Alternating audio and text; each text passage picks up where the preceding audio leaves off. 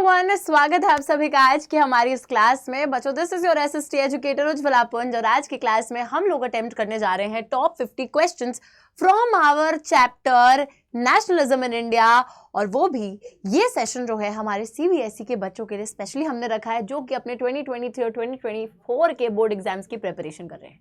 तो बच्चों, इस चैप्टर के मैं टॉप 50 क्वेश्चंस लेकर आई हूं, जिसमें MCQ, assertion, reason, long answer, short answer, there is a mix of questions. तो let's just start this particular session. फटाफट से सबसे पहले क्वेश्चन पे आ जाते हैं। जल्दी से इसको हम लोग अटेम्प्ट करने की कोशिश करेंगे। सबसे पहला क्वेश्चन है, which among the following led the civil disobedience in Peshawar. Peshawar में कौन व्यक्ति था जो कि सिविल डिसोबीडियंस मूवमेंट को लीड कर रहा था? तो इट वाज अब्दुल गफार खान, जिनको फ्रंटियर गांधी के नाम से भी जाना जाता था। नेक्स्ट क्वेश्चन बच्चों बहुत ही सिंपल क्वेश्चन है। साइमन कमीशन का बहिष्कार, बॉयकॉट इंडिया में क्यों किया गया था? Because there was no Indian member in the commission, it supported the Muslim League, the Congress felt that the people deserved Swaraj, या there were differences among the members।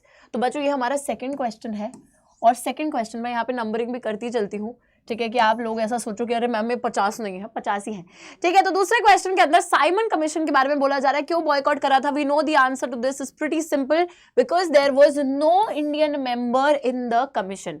कोई भी भारतीय मेंबर इस कमीशन में मौजूद नहीं था, जिसकी वजह से बच्चों हम लोग देखते हैं कि साइमन कमीशन का बहिष्कार यानी कि बॉयकॉट किया गया था, क्योंकि ये कमीशन हमारे ही कॉन्स्टिट्यूशन में चेंजेस को रेकमेंड करने के लिए आई थी और हमारे संविधान में बदलाव लाने हैं।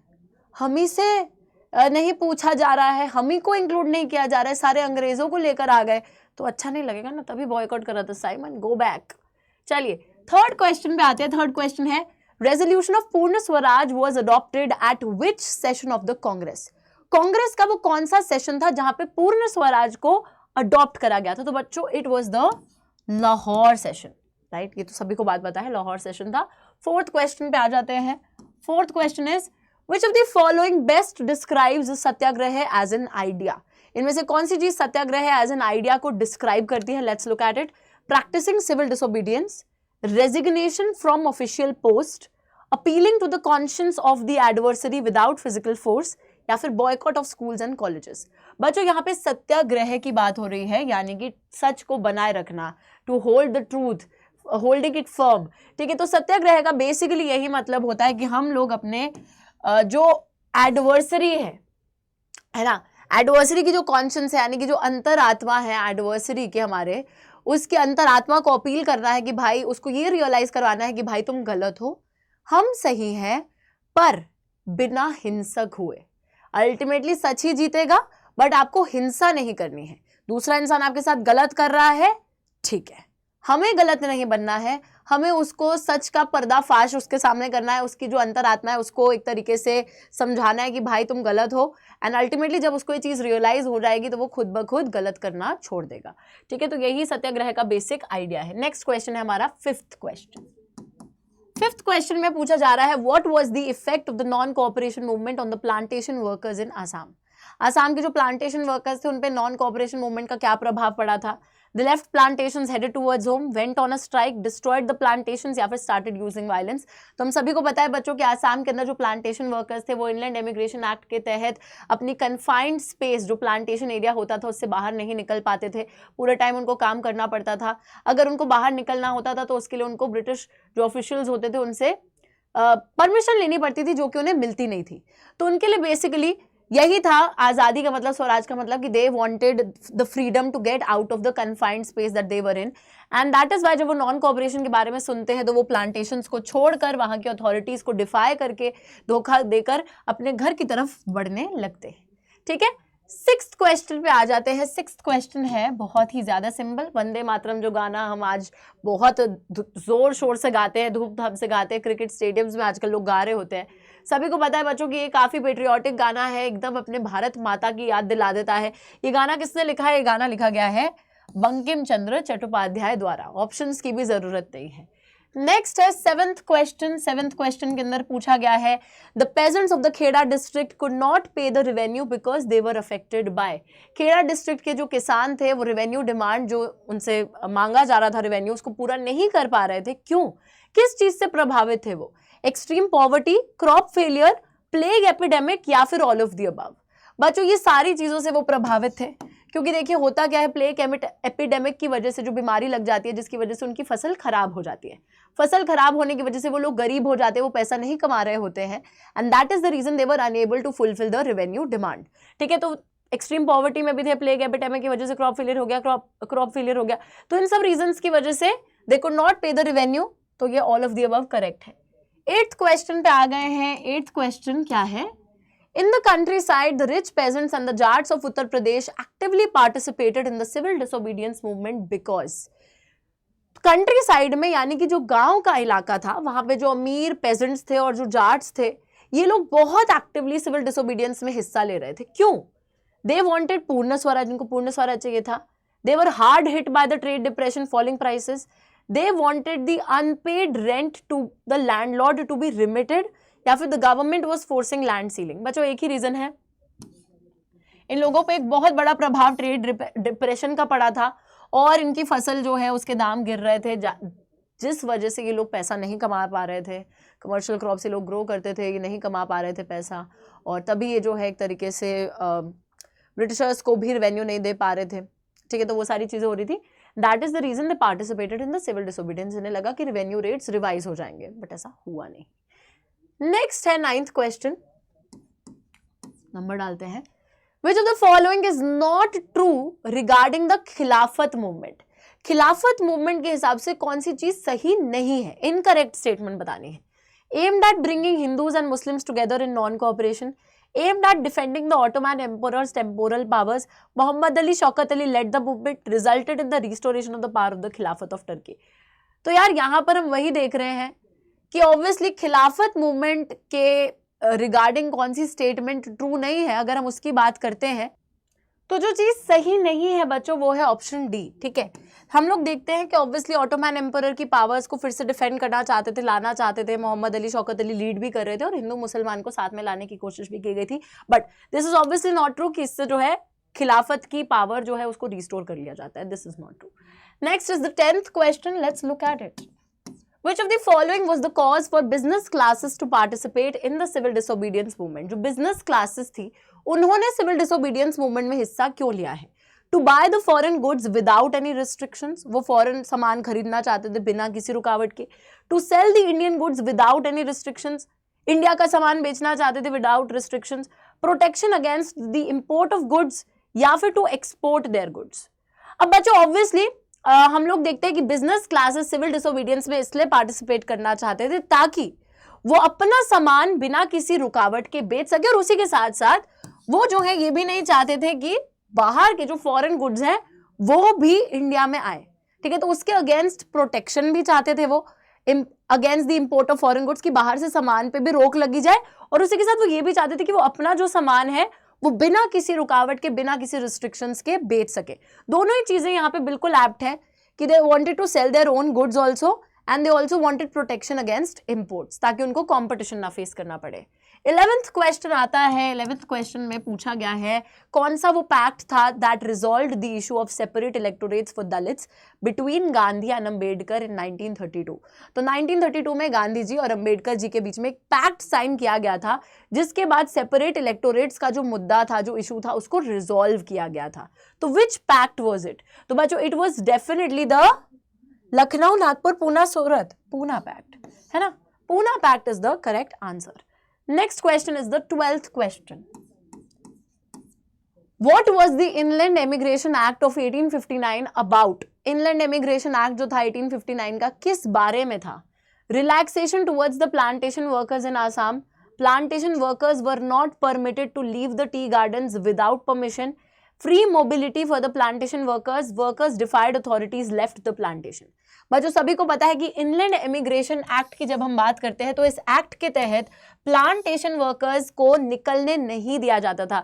दे were not permitted to leave the tea gardens without permission.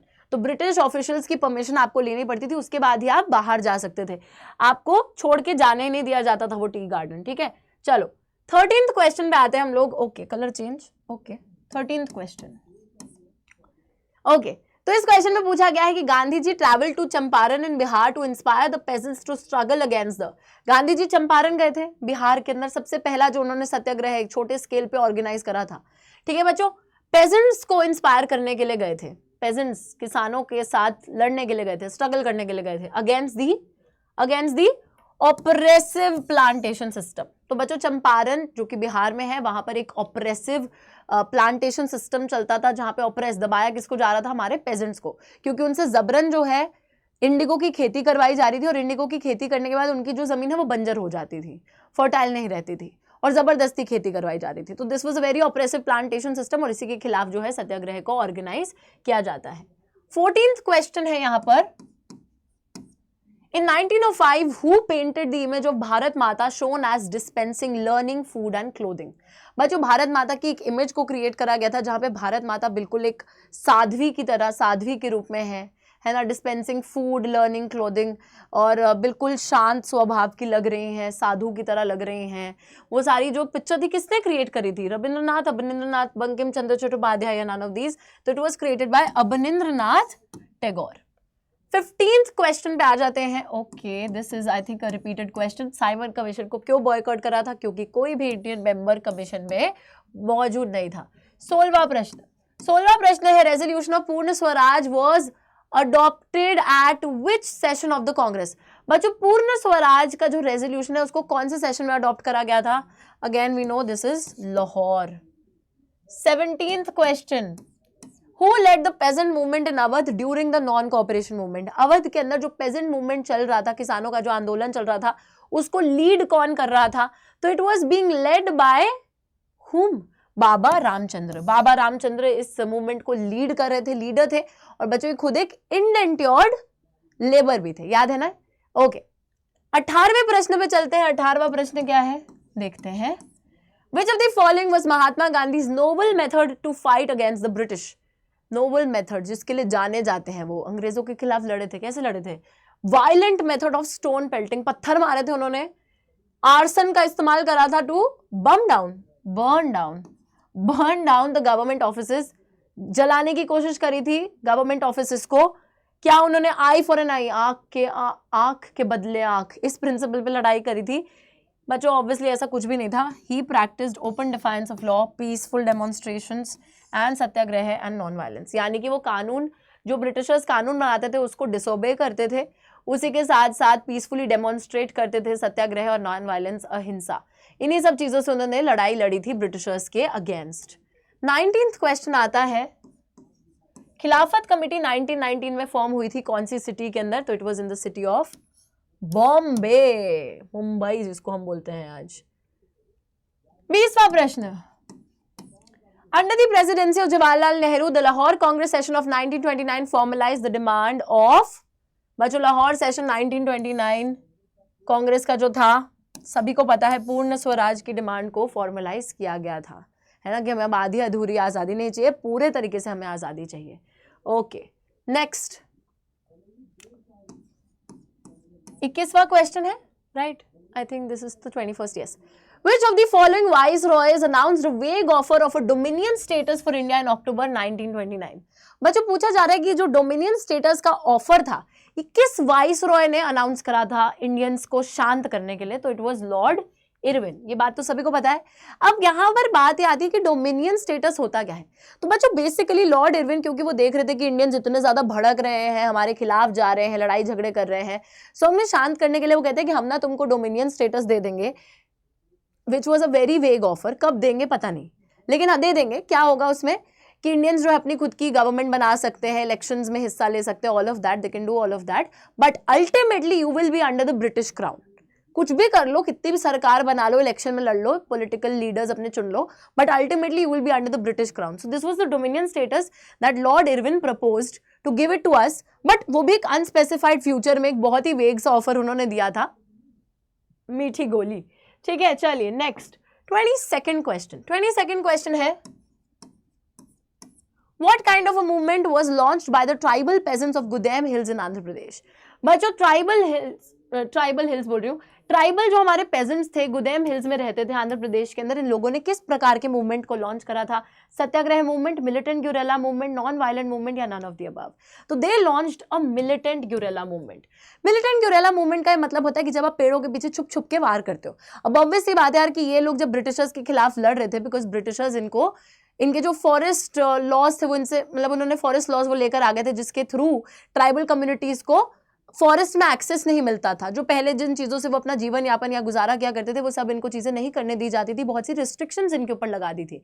अब ब्रिटिशर्स से ये ऐसे डायरेक्टली तो लड़ नहीं सकते थे, क्योंकि they had all of these armed forces, all of these हथियार, we could not have fought with them one on one. तो ये लोग अब ऑब्वियसली इन्होंने इस मिलिटेंट गुरेला वाले वॉरफेयर को अपनाया, जहाँ पे ये पेड़ों के पीछे छुप छुप के वार करते थे। Okay, 23rd question. चलिए 23rd क्वेश्चन में पूछा गया है कि कौन सी ऐसी पार्टी थी जिसने काउंसिल इलेक्शंस को बॉयकॉट नहीं करा जो 1921 में हुए थे? बच्चों 1921 के अंदर जब काउंसिल इलेक्शंस होते हैं, सारी पार्टीज और हर जगहों पर हमारे जितने भी इंडियंस थे वो सभी काउंसिल इलेक्शंस को बॉयकॉट करते हैं in the midst of the non cooperation movement. क्योंकि नॉन कोऑपरेशन में यही डिसाइड करा था ना कि हमें अंग्रेजों के साथ बिल्कुल कोऑपरेट नहीं करना है, उनका सहयोग नहीं करना है, वो जो भी करे हमें साथ नहीं देना है, इसलिए हम इलेक्शन में भी पार्ट नहीं लेंगे। बट एक ऐसी पार्टी थी जिसने इसमें फिर भी पार्टिसिपेट करा, जिसने बॉयकॉट नहीं करा, और उस पार्टी का नाम था जस्टिस पार्टी। बच्चों अब जस्टिस पार्टी ने क्यों हिस्सा लिया, सभी को ये रीजन भी पता होना चाहिए, क्योंकि जस्टिस पार्टी एक नॉन ब्राह्मण्स की पार्टी थी, और क्योंकि उस टाइम पे पॉलिटिकल पावर सिर्फ ब्राह्मण्स के पास रहती थी, तो जस्टिस पार्टी ने सोचा कि यार हमारे लिए एक मौका है, हम नॉन ब्राह्मण्स के लिए, कि हमें भी पॉलिटिकल पावर का एक्सेस मिल सकता है, and that is why they participated. अब आप लोगों को कमेंट्स में मेरे एक बड़े सिंपल से क्वेश्चन का आंसर देना है कि जो जस्टिस पार्टी थी ये कौन से एरिया में थी, कौन से रीजन के अंदर ये जस्टिस पार्टी मौजूद थी? बच्चों मेरे को बताइएगा कमेंट्स के अंदर। और हम चल रहे हैं इसी के साथ 24वें प्रश्न पर, और 24वां प्रश्न क्या है चलिए देखते हैं। 24th क्वेश्चन इज कि a form of demonstration or a protest by which the people block the entrance to a shop, factory or office। तो बच्चों एक ऐसा फॉर्म डेमोन्स्ट्रेशन का या प्रोटेस्ट का जहां पे लोग किसी भी एक जगह की एंट्रेंस को ब्लॉक कर लेते हैं, शॉप को, फैक्ट्री को, ऑफिस को, ऐसे फॉर्म ऑफ डेमोन्स्ट्रेशन या प्रोटेस्ट को क्या बोलते हैं हम लोग? पिकेट, क्लॉथ, डायर या बॉयकॉट? तो very simple, it is picketing, है ना। Picketing is that form of protest. Alright, चलो next is the 25th question, let's look at it. 25th question में क्या दिख रहा है? who were, ये कैसी अंग्रेजी है, पहले इंग्लिश ठीक करेंगे। Who were the great writers of Bengal and Madras who contributed to nationalism in the late 19th century? तो बच्चों दो ग्रेट राइटर्स बंगाल के, मद्रास के respectively were Rabindranath Tagore and Natesa Sastri, जिन्होंने एक तरीके से फोक कल्चर को रिवाइव करने की मूवमेंट्स को लीड करा था बंगाल के अंदर और मद्रास के अंदर, और नेशनलिज्म की फीलिंग को फिर से उजागर करा था। चलिए तो अभी आधा हम कंप्लीट कर चुके हैं 50 में से। अब हम चल रहे हैं 26वें प्रश्न पर, और 26th क्वेश्चन बहुत ही ज्यादा सिंपल है फिर से। What was the reason behind the clash between Gandhi ji and doctor Ambedkar? तो गांधी जी और अंबेडकर जी के बीच में होता है क्लैश, है ना, एक लड़ाई झगड़ा होता है। और ये क्लैश हुआ क्यों था, मतलब what was the reason behind it? Separate electorates would create a division in the society. Separate electorates would slow down the progress of integration into the society. With the separate electorates, Dalits would gain respect in society. The condition of Dalits would become better. तो बच्चों actually दोनों ही ये चीजें बिल्कुल correct है, first और second जो लिखी हुई है। बेसिकली लड़ाई झगड़ा इस वजह से हुआ था क्योंकि डॉक्टर अंबेडकर जो है वो अपने दलित्स के लिए डिमांड कर रहे थे सेपरेट इलेक्टोरेट्स। सेपरेट इलेक्टोरेट का मतलब है कि एक ऐसी कॉन्स्टिट्यूएंसी जहां पे सारे वोटर्स भी दलित होंगे और जो लीडर आपको चूज करना है वो लीडर भी दलित होगा, ठीक है। तो ऐसे सेपरेट इलेक्टोरेट की डिमांड कर रहे थे अंबेडकर जी, लेकिन गांधी जी इस डिमांड को अपोज करते हैं। गांधी जी ये बोलते हैं कि अगर सेपरेट इलेक्टोरेट्स जैसी कोई चीज होती है या आती है तो फिर ना समाज में डेफिनेटली एक डिवीजन क्रिएट हो जाएगा जो जनरल कैटेगरीज है उनके बीच में और जो दलित्स है उनके बीच में, और कभी भी जो दलित्स है वो एज अ ग्रुप बाकी सोसाइटी के साथ इंटीग्रेट नहीं हो पाएंगे, मिलजुल नहीं पाएंगे, मतलब एक डिवीजन रहेगा। तो इस रीजन की वजह से गांधी जी और अंबेडकर जी के बीच में क्लैश होता है और उसके बाद गांधी जी बच्चों एक फास्ट अनटू डेथ पर चले जाते हैं कि अब जब तक मैं मरूंगा नहीं, मैं हड़ताल पे चला गया हूँ, भूख हड़ताल, है ना। तो वो सब चीजें चालू होती हैं, बट अल्टीमेटली हाँ पूना पैक्ट साइन होता है और चीजें रिजॉल्व हो जाती हैं, ठीक है। तो this was the reason. 27th question, 27th question क्या है, चलिए पढ़ते हैं। Which of the following reasons was responsible for calling off the non-cooperation movement by Gandhi ji? तो गांधी जी ने नॉन कोऑपरेशन मूवमेंट को रोक क्यों दिया था बच्चों? Very simple, we should know this. This was because of the Chauri Chaura incident. तो चौरी चौरा इंसिडेंट जो कि काफी वायलेंट इंसिडेंट हो चुका था, after that Gandhi ji decided to call off the non cooperation movement. वो कहते हैं भाई बस अभी ना सत्याग्रही को ट्रेन करने की जरूरत है, अभी ये ट्रेन नहीं है and it's like they are getting violent. बल्कि मैंने इन्हें एडवाइस करा था वायलेंट नहीं होना है, but they still are getting violent. That is why इन्होंने रोक दिया नॉन कोऑपरेशन मूवमेंट को। All right, next is the 28th question. 28th question में पूछा जा रहा है कि what was the effect of the non cooperation movement on the plantation workers in Assam. ये हमें पहले से ही पता है, ये प्लांटेशन छोड़कर घर भागने लगते हैं क्योंकि इन्हें लगता है कि अब गांधी राज आने वाला है और हमें अपने गांव के अंदर जमीनें मिलने वाली हैं, तो छोड़ो इन ब्रिटिशर्स को, घर की तरफ चलते हैं। बट ये कभी भी घर पहुंच नहीं पाते, पुलिस इनको रास्ते में रोक के मारपीट देती है। 29th क्वेश्चन है, militant guerrilla movement spread in the Garo hills, खासी हिल्स, गुदेम हिल्स या नन ऑफ द अबव। सभी को पता है बच्चों की ये जो मिलिटेंट गुरिल्ला मूवमेंट हुई थी, हमारे ट्राइबल पेजेंट्स द्वारा इस मूवमेंट को चालू किया गया था, है ना। So tribal peasants started it, जो कहां रहते थे, Gudem hills of Andhra Pradesh, Gudem hills of Andhra Pradesh. चलिए नेक्स्ट है 30th क्वेश्चन। इस क्वेश्चन के अंदर पूछा जा रहा है what did the Rowlatt act 1919 प्रेज्यूम। 1919 की रॉलेट एक्ट के हिसाब से क्या हुआ था? तो बच्चों सभी को पता है कि Rowlatt act imperial legislative council द्वारा पास करी गई थी, despite the opposition from the Indian members pass कर दिया गया था, और इसके थ्रू ब्रिटिश गवर्नमेंट को बहुत एक्सट्रीम पावर मिल गई थी to detain the political prisoners without trial for 2 years। तो आप किसी भी पॉलिटिकल प्रिजनर को डिटेन करके रख सकते थे, है ना, बिना किसी मुकदमे के, without a trial for 2 years, 2 साल तक डिटेन करके अरेस्ट करके रख लो। बहुत बढ़िया। 31st क्वेश्चन, 31st क्वेश्चन क्या है, चलिए इसको भी पढ़ते हैं। Why did the rich peasant communities refuse to participate when the civil disobedience movement was restarted in 1932? तो यार एक बारी तो सिविल डिसोबीडियंस मूवमेंट जब चालू होती है फिर बंद कर दी जाती है, बट जब उसको फिर से गांधी जी रीस्टार्ट करते हैं तो हमारी जो रिच पेजेंट कम्युनिटीज थी, जिन्होंने पहली बारी में तो बड़े जोर शोर से हिस्सा लिया था, दोबारा वो उसमें पार्टिसिपेट नहीं करती है। क्यों नहीं पार्टिसिपेट करती? Why did they refuse to do that? तो देखिए, because the revenue rates were not revised earlier, M.K. Gandhi gave up on its leadership. It supported only the industrial class, या फिर they opposed the principle of non-violence. बच्चों, the first one is the reason. तो यार जब इन लोगों ने पहले civil disobedience movement में जोश से पार्टिसिपेट करा था ना, तब इनको लगा था कि शायद सिविल डिसोबीडियंस मूवमेंट में हिस्सा लेने के बाद हमारे लिए जो रेवेन्यू रेट्स अभी हमसे लिए जा रहे हैं वो शायद उनको माफ कर दिया जाए, उनको कम कर दिया जाएगा या माफ कर दिया जाएगा, ऑल ऑफ दैट। बट क्योंकि सिविल डिसोबीडियंस मूवमेंट अनसक्सेसफुल रहती है इस मामले में कि इनके जो रेवेन्यू रेट्स थे वो ना तो रिवाइज होते हैं ना कम होते हैं, that is why when the next time the movement restarts तो दे आर नॉट इंटरेस्टेड। वो कहते हैं अब हमने देख लिया है कि कुछ होता नहीं है, अब हम हिस्सा नहीं लेने वाले, है ना, अब हम परेशान हैं। ठीक है, तो यही वाली चीज थी, रेवेन्यू रेट्स क्योंकि रिवाइज नहीं हुए थे तो इसलिए now they were disinterested. 32nd question, according to the Dalit leaders, which among the following could bring about the social change among Dalits? Dalit leaders के हिसाब से कौन सी ऐसी चीज थी जो कि एक सामाजिक बदलाव दलित्स के बीच में लेकर आ सकती थी? Improved housing, separate electorates, mid day meals या वर्नाक्युलर एजुकेशन। तो बच्चों, दलित्स को ऐसा लगता था कि उनकी कंडीशन सेपरेट इलेक्टोरेट से इंप्रूव हो सकती है, जिसके थ्रू, क्यों उनको लगता था ऐसा? क्योंकि इसके थ्रू उनको पॉलिटिकल पावर मिलेगी।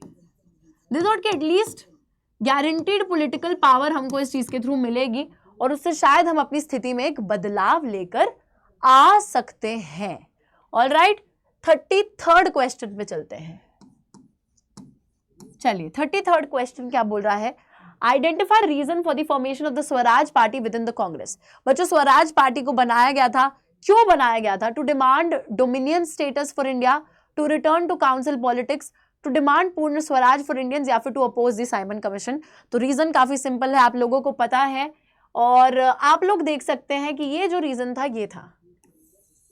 बच्चों अभी तक नॉन कोऑपरेशन मूवमेंट चल रही थी, लोगों ने इलेक्शंस का बॉयकॉट करके रखा हुआ था, कोई पार्टिसिपेट नहीं कर रहा था, बट फिर कांग्रेस पार्टी के अंदर ही एक और पार्टी स्वराज पार्टी बन जाती है और वहां पर कुछ लीडर्स हमारे, आप लोगों को बताना है कि स्वराज पार्टी कौन से लीडर्स द्वारा बनाई गई थी कांग्रेस के, है ना। तो वो लीडर्स ये डिमांड करते हैं, 2 लीडर्स का नाम है, 2 लीडर्स का नाम आप लोगों को कॉमेंट्स में मेरे को लिख के बताना है। एक पहले वाला क्वेश्चन भी याद रखना है, ये वाला भी, इसका भी जवाब देना है। अच्छा, तो स्वराज पार्टी को बनाया गया और बेसिकली स्वराज पार्टी को बनाने के पीछे मकसद यही था कि वापसी हमें करनी थी काउंसिल पॉलिटिक्स में, हमें काउंसिल पॉलिटिक्स में वापस जाना था, है ना।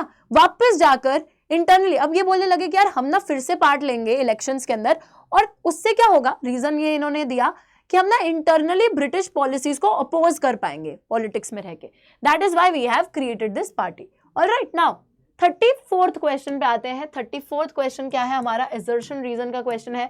ओके, एजर्शन है council elections were boycotted in most provinces except Madras.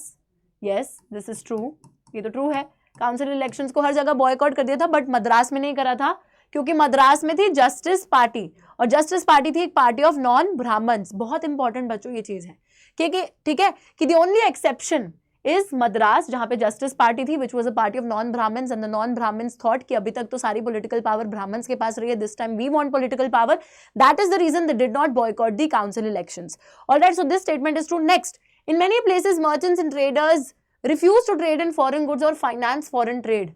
बहुत सी जगहों पे जो मर्चेंट्स थे, ट्रेडर्स थे, नॉन कोऑपरेशन के चलते उन्होंने फॉरेन गुड्स में ट्रेड करना बंद कर दिया, फॉरेन ट्रेड को पे पैसा लगाना बंद कर दिया, ये भी ट्रू है। बट बचा पार्टी, एक चीज का ध्यान रखना है, यहां पर आंसर हम लिखेंगे both assertion and reason are true, but R is not the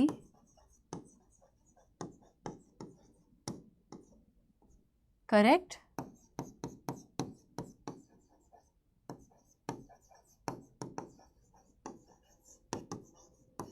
R is not the correct explanation of A।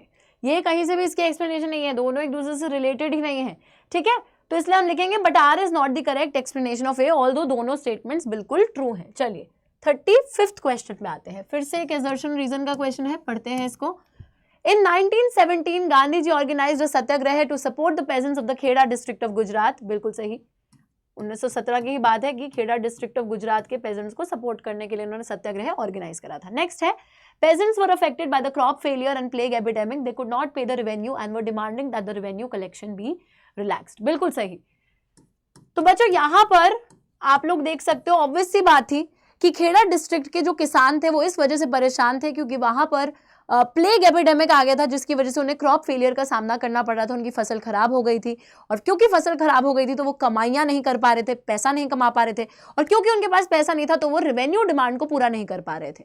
इसी वजह से गांधी जी यहाँ पे सत्याग्रह ऑर्गेनाइज करते और इन पेजेंट्स को सपोर्ट करते। तो दिस वॉज द रीजन कि दिस हैपेंड। तो इस वजह से हम लिखेंगे कि both A and R are true and R is the correct explanation of A, है ना। R इसको करेक्टली एक्सप्लेन भी कर रहा है, ठीक है, कोई दिक्कत की बात ही नहीं है। चलो नेक्स्ट हमारा है 36th क्वेश्चन, आ जाइए 36th क्वेश्चन पे। क्वेश्चन बोल रहा है assertion के अंदर rich peasants became enthusiastic supporters of the civil disobedience movement, organizing their communities and at times forcing the reluctant members to participate in the boycott programs। तो जो अमीर किसान थे वो बहुत enthusiastically, बहुत जोश से civil disobedience movement में हिस्सा लेते हैं, अपने पूरे के पूरे communities को organize करते हैं सभी को, और जो लोग थोड़े reluctant भी थे कि नहीं हमें नहीं participate करना, उनको भी उठा के participate करते हैं, उनको भी force करते हैं कि चलो तुम भी participate करो। तो ये बिल्कुल ट्रू है बात। However, they were deeply happy when the movement was called off revenue rates being lowered। ना तो revenue rates कम हुए थे, ना तो वो इस चीज से खुश थे। बच्चों की स्टेटमेंट बिल्कुल है फॉल्स, ठीक है। तो हम देखते हैं कि इन्होंने बेचारों ने बहुत जोश से तो पार्टिसिपेट करा, बट ये जो चाहते थे कि रेवेन्यू रेट्स कम हो जाए वैसा हुआ नहीं, ना तो रेवेन्यू रेट्स कम हुए एंड मूवमेंट बंद हो गई उससे पहले ही, and that is why they were deeply disheartened, दिल इनका चूर चूर हो गया, टूट गया, ठीक है। तो इसलिए यहां पर हम क्या लिखेंगे, A is true but R is false। Next है हमारा 37th क्वेश्चन। चलो 37th क्वेश्चन पे आ गए हैं। क्या बोल रहा है ये question? When Simon Commission arrived in India, it was greeted with the slogan "Go back, Simon"। बिल्कुल सही है ना, क्योंकि कोई भी इंडियन मेंबर नहीं था उसके अंदर। साइमन कमीशन को गो बैक साइमन के स्लोगन से क्यों हमने एंटरटेन करा था जब वो इंडिया आए थे, ग्रीट करा था, स्वागत करा था?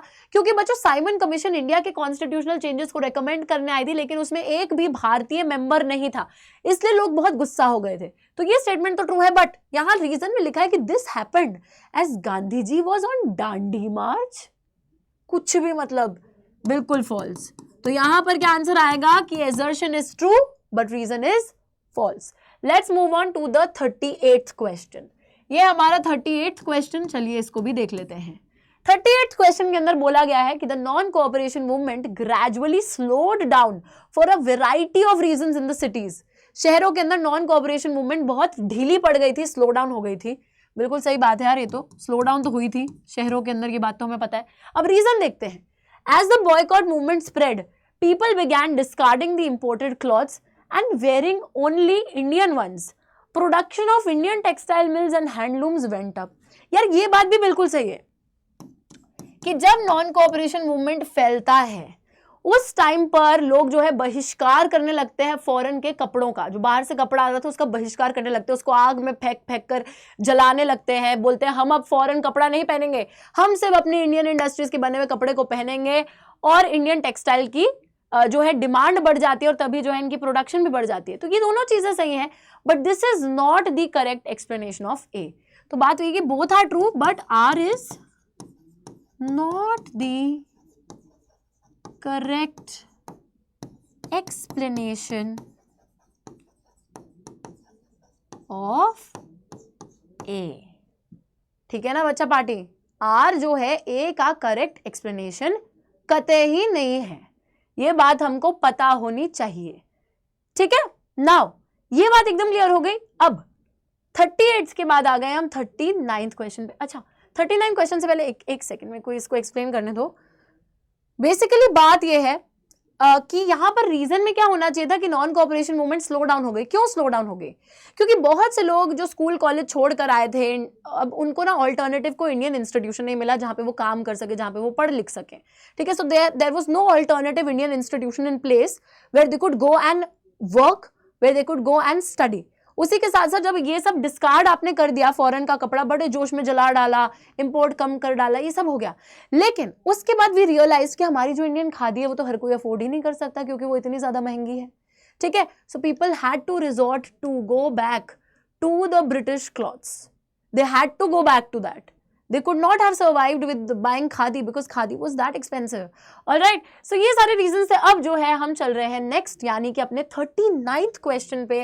और 39th क्वेश्चन से बच्चों हम लोग अब जो नेक्स्ट क्वेश्चंस अटेम्प्ट करने वाले हैं सारे हमारे सब्जेक्टिव क्वेश्चंस, लंबे लंबे क्वेश्चंस होने वाले हैं, और इसमें हम समझेंगे। और पता है ये जो क्वेश्चंस है ना, ये काफी ज्यादा इंपॉर्टेंट है क्योंकि सारे प्रीवियस ईयर क्वेश्चंस है, बहुत बारी इस चैप्टर से क्वेश्चंस पूछे जाते हैं। और ये चैप्टर क्योंकि सिलेबस का एक बहुत अहम चैप्टर है, दैट इज वाई ये हर एक क्वेश्चन जो मैं अब कराऊंगी, 12 के 12 क्वेश्चंस रह गए ना, 39 से लेके 50 तक है ना, तो 12 जो क्वेश्चंस अब मैं कराने वाली हूँ आप लोगों को, सारे शॉर्ट या लॉन्ग आंसर क्वेश्चंस होने वाले हैं, सारे प्रीवियस ईयर क्वेश्चंस होने वाले हैं, बहुत बार बोर्ड एग्जाम्स में पूछे गए हैं। तो आप या तो साथ साथ इन क्वेश्चंस को नोट डाउन भी कर सकते हैं, नहीं तो आप बाद में सेशन जब खत्म हो जाए उसके बाद भी इनको देखकर नोट डाउन तब कर लेना, कोई दिक्कत नहीं है। ठीक है, so let's start with the 39th question first. Okay, तो यहां पर बच्चों क्वेश्चन है कि गांधी जी ने डिसाइड करा था, क्यों डिसाइड करा था, to launch a nationwide satyagraha against the proposed Rowlatt act in 1919। तो रॉलेट एक्ट आई थी जिसने कि ये बोल दिया था कि भाई लोग अब जो है पॉलिटिकल प्रिजनर्स को खुलेआम डिटेन करा जाएगा बिना किसी ट्रायल के 2 साल के लिए, जिस वजह से गांधी जी को गुस्सा आया था और तभी उन्होंने एक नेशन वाइड सत्याग्रह उसके खिलाफ लॉन्च करा था। और है क्या इसमें? ठीक है, तो कितनी बारी क्वेश्चन आ रखा है पहले तो ये देख लो, और उसके बाद हमें इसका आंसर लिखना है कि सबसे पहले क्वेश्चन से ही चुराना है कि he decided to launch a nationwide satyagraha against the proposed Rowlatt act due to the following reasons.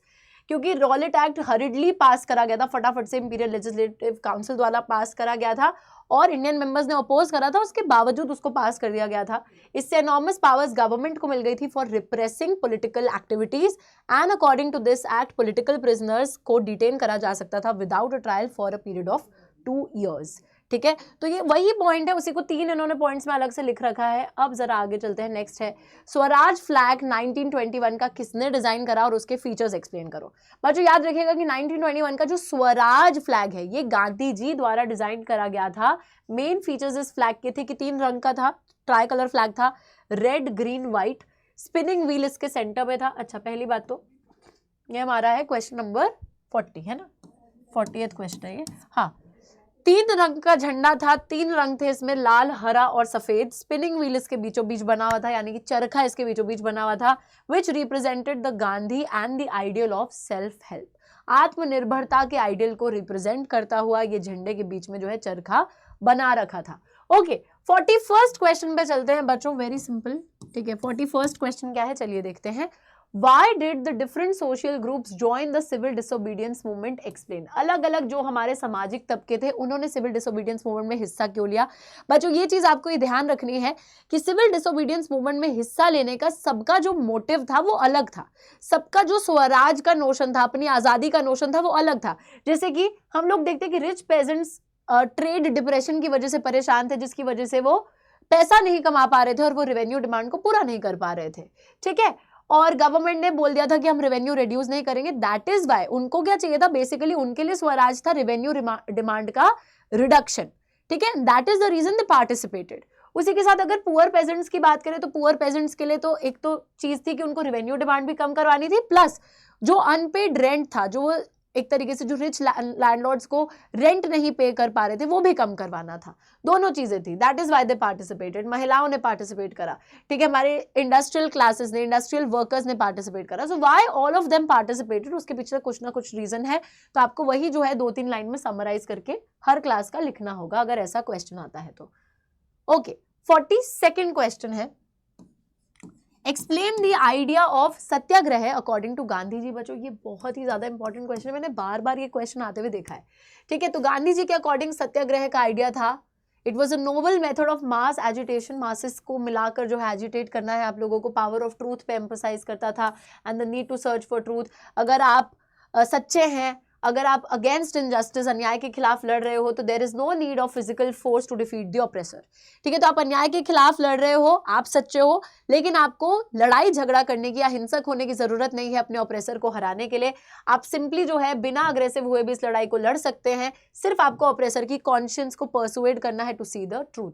And Gandhi यही मानते थे कि ये जो धर्म है नॉन वायलेंस का, इससे हमारी पूरी कंट्री के जितने भी लोग हैं वो यूनाइट हो जाएंगे, as simple as that. Now let's come to the 43rd question. 43rd question है, plantation workers had their own understanding of Gandhi's ideas and the notion of Swaraj support the statement. तो हमारे जो plantation workers थे बच्चों, उनका भी एक अपना खुद का स्वराज का नोशन था, स्वराज की अंडरस्टैंडिंग थी। बताइए, तो इनलैंड इमिग्रेशन एक्ट ऑफ 1859 के तहत जो प्लांटेशन वर्कर्स थे आसाम के, they were not allowed to leave the tea garden. उनको ये परमिशन नहीं मिलती थी कि वो जो है टी गार्डन छोड़ के जा सके जहां पर वो काम करते थे। देयरफॉर उन लोगों ने स्वराज मूवमेंट को ज्वाइन कर लिया है। And for the plantation workers in Assam the notion of swaraj was to get the right of free movement in and out of the confined space, retaining a link with the village from which they belong to, and also they believed that the Gandhi Raj was coming, they would be given land in their respective villages. तो basically बच्चों ये जो plantation workers थे, inland immigration act के तहत इन लोगों को इस कन्फाइंड स्पेस से बाहर नहीं निकलने दिया जाता था। इन लोगों के लिए स्वराज का यही मतलब था कि इन लोगों को freely in and out move करने दिया जाए फ्रॉम द कन्फाइंड स्पेस। ठीक है, दैट इज द रीजन कि ये लोग जो हैं मतलब एक तरीके से नॉन कोऑपरेशन मूवमेंट में हिस्सा लेते हैं। जब ये सुनते हैं नॉन कोऑपरेशन के बारे में तो इन्हें लगता है कि गांधी राज आने वाला है और अब हम लोगों को ना अपने अपने गांव में जमीनें मिलने वाली हैं। ओके, तो इस वजह से ये लोग अपने घर की तरफ भागने लगते हैं अथॉरिटीज को डिफाई करके, but they were never able to reach their houses because police इनको पकड़ लेती थी, मारपीट करती थी इनके साथ। ठीक है, चलो 44th क्वेश्चन पे अब हम लोग आने वाले हैं, यहीं से आगे चलेंगे। 44th क्वेश्चन क्या है इसको भी देख लेते हैं। 44th क्वेश्चन के अंदर यहाँ पे पूछा जा रहा है main features of the salt march. बहुत ही ज्यादा इंपॉर्टेंट है, basically the starting point of the civil disobedience movement. जो हमारी सॉल्ट मार्च थी, डांडी मार्च थी, किसी भी नाम से उसको बुलाओ। तो हम लोग देखते हैं मेन फीचर्स क्या थे। 31 मार्च 1930 को गांधी जी ने, सबसे पहले यहीं से शुरू करना है कि गांधी जी ने एक चिट्ठी लिख के भेजी थी वाइसरॉय इरविन को, जहां 11 डिमांड्स करी थी, जनरल इंटरेस्ट, स्पेसिफिक इंटरेस्ट, लेकिन एक डिमांड थी which was the most stirring demand, है ना। ये सारी डिमांड्स थी बट एक डिमांड मोस्ट स्टरिंग डिमांड थी बच्चों, which was to abolish the salt tax. Britishers का सबसे ऑपरेसिव साइड गांधी जी के हिसाब से यही था कि ब्रिटिशर्स जो है वो नमक के ऊपर टैक्स लगाते थे, और नमक एक ऐसी नेसेसिटी है जो कि अमीर गरीब हर कोई कंज्यूम करता है, हर कोई खाता है। It is consumed by the rich and poor alike. और नमक के ऊपर टैक्स लगा रखा था ब्रिटिशर्स ने, ये उनका सॉल्ट लॉ था। तो गांधी जी इसको अबॉलिश करने की बात करते हैं। प्लस अंग्रेजों की मोनोपोली थी, सिर्फ वही प्रोड्यूस कर सकते थे नमक, ठीक है। और गांधी जी बोलते हैं कि अगर आप ये डिमांड्स पूरी नहीं करोगे तो हम लोग अपनी सॉल्ट मार्च पे निकल पड़े, हम लोग सिविल डिसोबीडियंस मूवमेंट को लॉन्च कर देंगे। तो एज यूजुअल ब्रिटिशर्स ने हमारी बात नहीं मानी, नजरअंदाज कर दिया, और गांधी जी ने अपनी बात पे वो खड़े रहे और उन्होंने जो है सॉल्ट मार्च को चालू करा। 240 माइल्स तक अपने 78 वॉलंटियर्स के साथ चल के गए अपने आश्रम साबरमती से लेके दांडी तक, और वहां पे बच्चों उन्होंने सॉल्ट लॉ को वायलेट करा। सॉल्ट लॉ के एक तरीके से उल्लंघन करते हुए उन्होंने नमक को प्रोड्यूस करा by boiling the sea water. तो दांडी जो कि कोस्टल टाउन था गुजरात का, वहां के समुद्र के पानी को लेते हैं, उसको बॉयल करते नमक आ जाता है, क्योंकि सी वाटर के अंदर तो नमक होता ही है। और इस तरीके से उन्होंने ब्रिटिशर्स के लॉ को वायलेट करा। कैसे? क्योंकि अभी तक ब्रिटिशर्स के पास मोनोपोली थी कि सिर्फ वही नमक प्रोड्यूस कर सकते हैं, बट अब गांधी जी ने नमक प्रोड्यूस करके दिखा दिया। गांधी जी को देखकर बहुत से लोग नमक प्रोड्यूस करने लग गए ऐसे ही, ठीक है। और इस तरीके से ही हमारी सॉल्ट मार्च हुई थी। क्यों हुई थी, कैसे हुई, ठीक है, वो सब एक्सप्लेन करना है। Next is the 45th question. बहुत ही इंपॉर्टेंट क्वेश्चन है बच्चों, ये भी बार बार रिपीट होता है, बार बार रिपीट होता है क्वेश्चन। फर्स्ट वर्ल्ड वॉर ने एक न्यू पॉलिटिकल और इकोनॉमिक सिचुएशन कैसे क्रिएट करी थी, ठीक है, एक नई इकोनॉमिक सिचुएशन या पॉलिटिकल सिचुएशन। तो हम लोग देखते हैं सबसे पहले तो क्योंकि उनका बहुत खर्चा हो रहा था वॉर में, तो वो लोग हमारे ऊपर टैक्सेस लगाने लग गए। डिफेंस एक्सपेंडिचर को वॉर लोन से फाइनेंस करते थे, टैक्सेस बढ़ा दिए गए, कस्टम ड्यूटीज बढ़ा दी गई, इनकम टैक्स को इंट्रोड्यूस कर दिया गया, जिसकी वजह से हमारी इकोनॉमी में बच्चों जो सामान था उसके दाम बहुत ज्यादा बढ़ जाते हैं, और लोगों के लिए बहुत हार्डशिप का माहौल आ गया था, लोगों के लिए बहुत मुश्किल एक माहौल आ गया था। हम लोग देखते हैं कि विलेजेस के अंदर लोगों को भर्ती करा जा रहा था जबरन, विलेजर्स को पकड़ पकड़ के ब्रिटिश आर्मी में भर्ती करा जा रहा है, हम इंडियंस को पकड़ पकड़ के, ठीक है। तो फोर्स्ड रिक्रूटमेंट हो रही थी सोल्जर्स की, क्रॉप फेलियर हो जाता है, जिसके बाद हम लोग देखते हैं फूड शॉर्टेजेस हो जाती है, बहुत से people perish due to the famine and epidemics आ गए थे, इन्फ्लुएंजा का एपिडेमिक, उसी के साथ साथ ये क्रॉप फेलियर, तो बहुत से लोगों की मौत इस सिचुएशन में हो गई थी। तो नई पॉलिटिकल इकोनॉमिक सिचुएशन कैसे क्रिएट करी आपको लिखना है। Next is the 46th question. तो सारे इंपॉर्टेंट क्वेश्चंस बताती चल रही हूँ, उनके आंसर्स में कौन कौन से पॉइंटर्स आपको इंक्लूड करने हैं वो मैं आप लोगों को बताती चल रही हूँ बच्चों, बट अल्टीमेटली हमने ये सब कुछ पढ़ रखा है, we have studied all of this. Now the civil disobedience movement was different from the non cooperation movement. Basically बच्चों ये क्वेश्चन है difference between civil disobedience and non cooperation, ठीक है। तो डिफरेंस है सिविल डिसोबीडियंस और नॉन कोऑपरेशन के बीच में, हमें वही बताना है क्या डिफरेंस है। Civil disobedience movement dealt with the breaking of the colonial laws, whereas the non cooperation movement did not follow the rules of the colonial government. Basically यार दोनों में बात यही है कि सिविल डिसोबीडियंस मूवमेंट में ये बोला गया था कि हम लोग अब जितने भी ब्रिटिशर्स के लॉज हैं उसको अपोज करेंगे, उसके खिलाफ जाएंगे, उनका उल्लंघन करेंगे। और नॉन कोऑपरेशन में बोला गया था कि ब्रिटिशर्स का सहयोग नहीं करेंगे। तो बेसिकली आपको पहले तो वही चीज समझानी है कि नॉन कोऑपरेशन में हमने बोला था कि we will not engage in the activities of the britishers, we will not support them, we will not cooperate with them. But civil disobedience में we had to defy the British laws, हम उन laws को disobey कर रहे थे, DeFi कर रहे थे, उनके खिलाफ जा रहे थे। नॉन कोऑपरेशन के अब कुछ फीचर्स आप बता दोगे कि उसमें हम फॉरेन क्लॉथ को यूज नहीं कर रहे थे, या फिर उसके अंदर हम लोगों ने एक तरीके से क्या करा, इंस्टीट्यूशंस को छोड़ दिया ब्रिटिशर्स के, वो सारी चीजें कर ली, ठीक है। बच्चे अपनी पढ़ाई लिखाई छोड़ दी, लोगों ने अपनी नौकरियां छोड़ दी, लोगों ने ब्रिटिश क्लॉथ को बॉयकॉट करा, पिकेटिंग करी, ये सब करा। ये सब नॉन कोऑपरेशन में। और सिविल डिसोबीडियंस में लोगों ने क्या करा, लोग गवर्नमेंट के लॉज के खिलाफ जाने लग गए। जैसे फॉरेस्ट लॉज लोगों को मना करते थे, फॉरेस्ट में नहीं घुसना है, लोग घुसने लग गए, है ना। उसी के साथ लोगों को नमक बनाने से मना करा जाता था, नमक सिर्फ ब्रिटिशर्स की मोनोपोली थी प्रोड्यूस करना, लोग नमक बनाने लग गए, तो लॉज को भी डिफाई करने लग गए अलॉन्ग विद नॉट कोऑपरेटिंग, ठीक है। सिविल डिसोबीडियंस मूवमेंट में अच्छा हम लोग देखते हैं यहाँ पे कॉलोनियल लॉज को तोड़ा जा रहा था सिविल डिसोबीडियंस में, और नॉन कोऑपरेशन में सिर्फ ये बोला जा रहा था कि इनके नियम नहीं मानने हैं, इनके साथ कोऑपरेट नहीं करना है।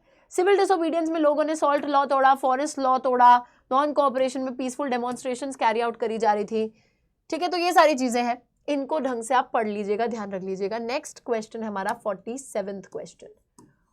47th क्वेश्चन में बोला गया है reasons for the slow down of non cooperation movement in the cities. 3 reason बताओ जिसकी वजह से शहरों के अंदर नॉन कोऑपरेशन मूवमेंट ढीली पड़ गई, स्लो हो गई। हम सभी को पता है यार 2 रीजंस ही हैं, इन्होंने पता नहीं उसको 3 में कैसे लिख रखा है।